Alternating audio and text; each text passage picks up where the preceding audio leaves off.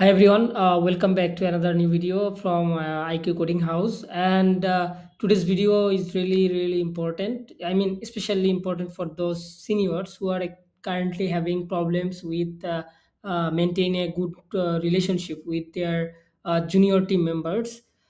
Just because of when they give feedbacks, the junior actually feel very humiliating or junior actually not feel good, and as a result there is a and the relationship between you as a senior with your junior team member actually become very toxic, and that is actually not good for your team.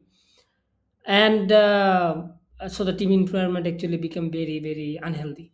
So please don't skip this video. I think if you watch this video, then you will be highly benefited, and I hope this video will improve your improve your relationships with your juniors.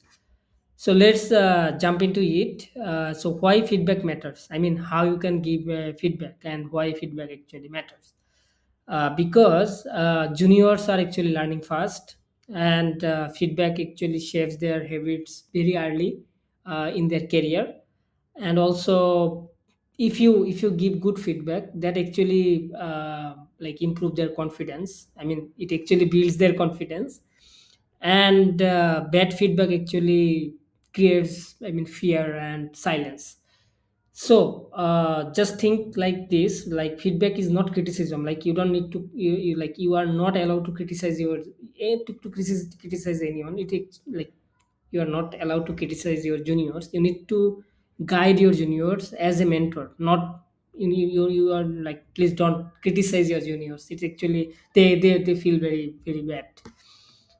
And so the biggest mistakes that senior often make, that is actually some like seniors actually giving feedback like this is wrong, you should know this, and not good enough. So those kind of negative word actually creates bad feelings among like with your juniors.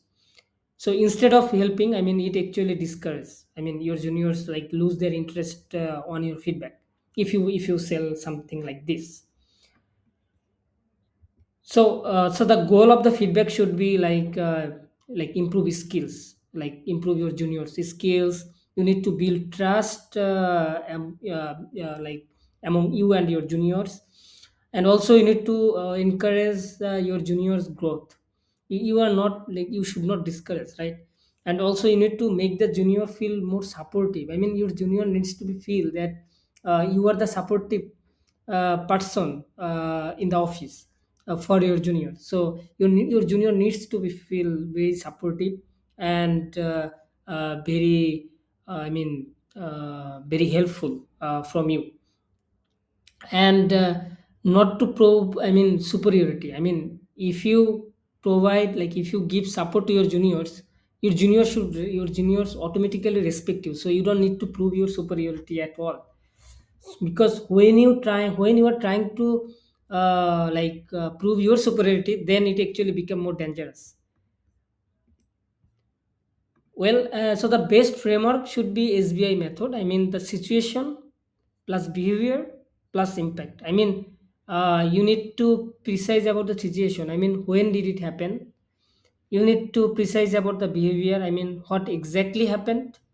And also you need to mention the impact to your juniors. Like, why does it matter? Let's say here is an example that if you say something like this, like in yesterday's peer the code was missing text which made it harder to review. So just see the sentence. I mean, when did it happen? You specifically, like you precisely mention it to your juniors. And also the behavior, I mean, the code was missing text. I mean, you also specific about the behavior. And also, why does it matter? Because it's now harder to review. So now your junior actually feel feel that, oh, okay, now I understood like why, like the things I did that actually makes the review very harder. So this feedback actually give your juniors a vibes or a feelings that, oh, okay, I actually did some mistakes. So oh, it's my fault actually, okay, I need to correct it. So instead of your junior, like, don't feel like that, okay, you actually charge your junior, why the test is missing, you are careless. So those kind of word actually give your juniors a bad vibe. So instead of that, you can follow this SBI method to give your junior actually more comfortable.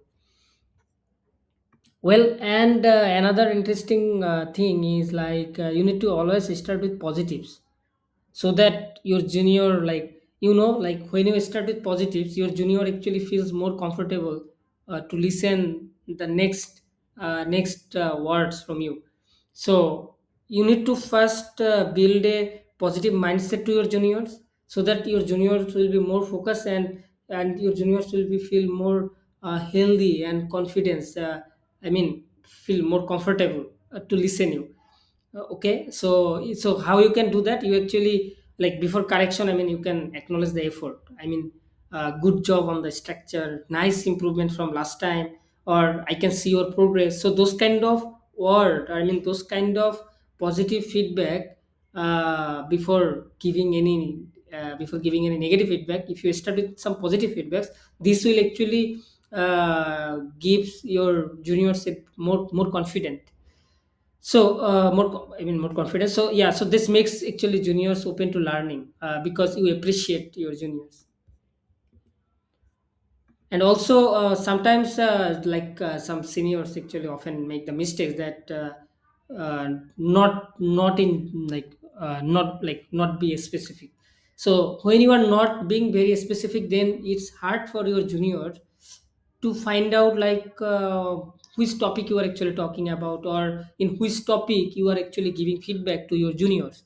So this is really important to be specific to your juniors, so that your junior can understand what you are trying to say. So, like, if you just say you're careless, so it's really, negative sentence, and it sounds like you are actually blaming me, you are actually charging me. So those kind of sentence you should avoid. Instead of, you can just say, this variable name is unclear. So those kind of balancing word and very specific word actually gives your juniors better understanding about the feedback, and instead of being humiliating. So feedback must target actions, not personality actually. Because your careless actually attack your junior's personal behavior.